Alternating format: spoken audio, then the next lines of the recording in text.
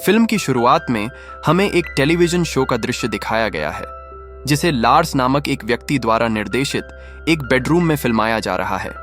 दिन भर की फिल्मांकन समाप्त होने के बाद वह आराम से बातचीत करने के लिए चार्लोट नामक एक कलाकार से मिलते हैं। वहां लार्स ने बताया कि प्रोडक्शन ब्रेक के दौरान वह और उनकी पत्नी लिसा पहाड़ों में लंबी पैदल यात्रा करते हुए सप्ताहांत बिताएंगे। घर लौटते समय लार्स अपने पिता मिकेल से मिलने जाता है। वहां लार्स लिसा के साथ सप्ताहांत के लिए अपने पिता के केबिन का उपयोग करने की अनुमति मांगता है। हालांकि मिकेल लार्स से नाराज हैं क्योंकि उनका मानना है कि उनका बेटा एक कम सफल डायरेक्टर है जो केवल माइनर प्रोजेक्ट्स पर काम कर रहा है। इसके बाद लार्स एक हार्डवेयर की दुकान पर रुककर कुछ सामान खरीदता है जिसे वह यात्रा के लिए साथ ले जाना चाहता है, जैसे हथौड़ा, रस्सी और आरी। वह दिन आ गया जब लार्स अपनी पत्नी के साथ छुट्टी पर जाने के लिए तैयार हो गया।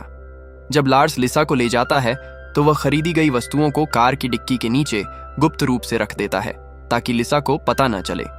फिर वे दोनों अपनी छुट्टियों पर निकल पड़े। रास्ते में उन्हें पता चलता है कि लिसा एक फिल्म एक्ट्रेस है जो एक आगामी ऑडिशन के लिए स्क्रिप्ट भी तैयार कर रही है। अचानक उनमें मतभेद हो जाता है क्योंकि लिसा लार्स की तुलना एक अन्य डायरेक्टर से करती है जिसके साथ वह काम करती है, तथा यह संकेत देती है कि वह डायरेक्टर उसके अपने पति से बेहतर है जो केवल साधारण शो का डायरेक्टर करता है। कुछ समय बाद वे मिकेल के केबिन में पहुंचते हैं जहां वे सप्ताहांत तक रहेंगे। अंदर आते ही दोनों कमरे की साफ सफाई में लग जाते हैं। इसके बाद वह एक अलमारी खोलता है जिसमें उसके पिता की कई राइफलें रखी हुई हैं। अगले दिन लार्स पत्थर इकट्ठा करता है और उन्हें एक बैग में रखता है। लिसा दूर से उसे देखती रहती है और उसे उसकी गतिविधियों पर संदेह होता है। पर्याप्त पत्थर एकत्र करने के बाद लार्स उन्हें एक छोटी नाव पर रखता है। वह पहले से खरीदे गए औजारों को भी तैयार करता है जो किसी नकारात्मक कार्य के लिए बनाए गए प्रतीत होते हैं। जब सब कुछ तय हो जाता है तो लिसा अचानक मदद के लिए लार्स को बुलाती है। यही वह क्षण है जब लार्स अपनी प्लान को अंजाम देने का इरादा रखता है। लिसा लार्स को टेबल से बांध देता है। ऐसा प्रतीत होता है कि लिसा को लार्स के प्लान का पता चल गया है। यह संदेह करते हुए कि वह उसे नुकसान पहुंचाना चाहता है, लिसा लार्स से पूछती है कि वह उन वस्तुओं को क्यों लाया, और लार्स का दावा है कि वे सिर्फ छत को ठीक करने के लिए हैं। हालांकि लिसा इस बात पर विश्वास नहीं करती। उन्होंने संकेत दिया कि उन औजारों का इस्तेमाल किसी खतरनाक कार्य के लिए किया जा सकता है। वह यह भी बताती हैं कि लार्स द्वारा एकत्र किए गए पत्थर उसे पानी के नीचे छिपाने के लिए थे ताकि कोई उसे न ढूंढ सके। लिसा फिर लार्स से पूछती है कि वह ऐसा क्यों करना चाहता है। लार्स जवाब देता है कि उसकी बेवफाई के कारण वह विश्वासघात और धोखा महसूस करता है। वह मानती हैं कि उन्होंने अपने इरादे को पूरा करने के लिए ही इस सप्ताहांत पहाड़ों की यात्रा की प्लान बनाई थी। अचानक एक आदमी चुपचाप लिसा के पीछे आकर खड़ा हो जाता है। पता चला कि इस आदमी का नाम विक्टर है। इससे पहले लार्स ने गुप्त रूप से विक्टर को काम पर रखकर गलत इरादे से प्लांट बनाई थी। यदि लिसा को कुछ हो जाता है तो विक्टर को इंश्योरेंस पॉलिसी से भुगतान मिलेगा और वह उन दोनों के बीच बांट ली जाएगी। इसके बाद लिसा को टेबल से बांध दिया जाता है और लार्स को छोड़ दिया जाता है। जब लिसा को पता चलता है कि लार्स विक्टर को इंश्योरेंस मनी देने का प्लान बना रहा है, इसलिए वह विक्टर को पक्ष बदलने पर अधिक हिस्सा देने की पेशकश करती है। यह अधिक अपीलिंग ऑफर सुनकर विक्टर अपना मन बदल लेता है और लिसा का पक्ष लेता है। इस बीच लिसा स्वयं को बंधनों से मुक्त करने का प्रयास करती है। अचानक विक्टर के हाथ में कुछ घटित होता है और वह बुरी तरह घायल हो जाता है। लिसा लार्स से कुछ करने के लिए कहती है, लेकिन लार्स विक्टर को गोली मार देती है। उनका संघर्ष शयन कक्ष तक पहुंच जाता है जहां दोनों इधर उधर लुढ़कते रहते हैं। गलती से राइफल से गोली ऊपर की ओर चल जाती है और ऊपर से चीख की आवाज सुनाई देती है। अब 3 व्यक्ति सामने आते हैं। इन 3 व्यक्ति का नाम है पीटर, रॉय और डेव। इसके बाद यह पता चलता है कि 3 दिन पहले ये तीनों जो भाग रहे कैदी थे, जंगल में शरण लेने गए थे और अचानक मिकेल के केबिन में जा पहुंचे। केबिन के अंदर इन 3 व्यक्तियों ने भोजन की तलाश की। कुछ ही देर बाद लार्स और लिसा वहां पहुंचे। पकड़े जाने के डर से तीनों छिप गए। इस समय लार्स और लिसा रॉय, पीटर और डेव की दया पर हैं।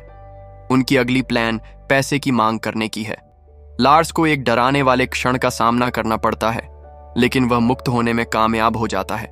वह पीटर से विनती करता है और अपनी सुरक्षा के लिए सौदेबाजी करने की कोशिश करता है तथा अपनी सारी संपत्ति देने का वादा करता है। फिर भी पीटर दृढ़ है अपने पति को खतरे में देखकर। लिसा अपने बैंक खाते की सारी संपत्ति रॉय, पीटर और डेव को देने की पेशकश करती है। पीटर अंततः सहमत हो गया। उस रात पीटर, रॉय और डेव लिविंग रूम में आराम करते हैं, जबकि लार्स और लिसा बेसमेंट में बंद रहते हैं। नीचे लार्स को एक बिलियर्ड बॉल दिखाई देती है, जिससे वह बच निकलने का एक संभावित रास्ता समझ लेता है। फिर वह मदद मांगने का नाटक करते हुए ऊपर की ओर चिल्लाता है और शौचालय जाने का नाटक करता है। जब लार्स को शौचालय ले जाया जाता है तो वह लिसा को मुक्त किए बिना भागने की कोशिश करता है। सौभाग्यवश लिसा पास में पड़े चाकू को पकड़ने में सफल हो जाती है और खुद ही भागने में सफल हो जाती है।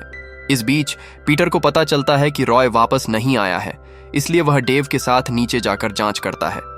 यह जानने पर कि बंदी भाग गए हैं, तीनों उन्हें ढूंढने के लिए अलग हो जाते हैं। उन्हें विश्वास हो जाता है कि वे ज्यादा दूर नहीं गए होंगे। बाहर लिसा कार की चाबियां खोजती है। अंततः चाबियां खोजने के लिए वापस अंदर जाने का निर्णय लेती है। जब रॉय की टॉर्च की बैटरी खत्म हो जाती है तो वह अतिरिक्त बैटरी लेने के लिए केबिन में लौटता है। अंदर लिसा नाव की चाबी पाती है, लेकिन रॉय उसे देख लेता है। अब जब रॉय लिसा पर राइफल तानता है तो लिसा के पास उसकी बात मानने के अलावा कोई विकल्प नहीं होता। कुछ क्षण बाद लिसा रॉय के पीछे लार्स को देखती है। गोलियों की आवाज सुनकर पीटर और डेव दौड़कर वापस आते हैं और अपने दोस्त को गंभीर स्थिति में पाते हैं। इसके बाद पीटर और डेव लार्स और लिसा की खोज करते हैं। पीटर को यकीन है कि वे अभी भी आसपास ही हैं, क्योंकि उसने ऊपर से शोर सुना है। इस बीच लार्स और लिसा एक क्षण के लिए एक कोठरी में छिप जाते हैं। लिसा और लार्स भागने में सफल हो जाते हैं, लेकिन फिर भी बाधाएं बनी रहती हैं। जवाबी हमले का प्रयास करते हुए वे दोनों संघर्ष करते हैं। जैसे ही खतरा करीब आता है, एक अप्रत्याशित व्यक्ति आ पहुंचता है। पिछली रात को हंस नामक एक पड़ोसी केबिन के पास से गुजरा और उसने असामान्य गतिविधि देखी। चोरी का संदेह होने पर हंस ने केबिन के मालिक मिकेल से संपर्क किया। उसी रात मिकेल ने अपनी वृद्धावस्था में भी वहां जाने की तैयारी कर ली। मिकेल अपनी संपत्ति की रक्षा करने के लिए दृढ़ संकल्प के साथ आता है और वहां पर उसका मौत हो जाता है।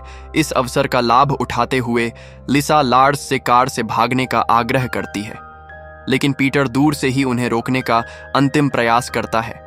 लार्स लिसा को पीछे से नाव का उपयोग करके भागने का निर्देश देता है। दुर्भाग्यवश नाव का फ्यूल टैंक खाली है। लिसा फ्यूल खोजने के लिए शेड की ओर दौड़ती है, लेकिन उसका सामना पीटर से होता है। इस बीच डेव अपनी चोट का इलाज कर रहा होता है। तभी लार्स जवाबी हमला करने के लिए आता है।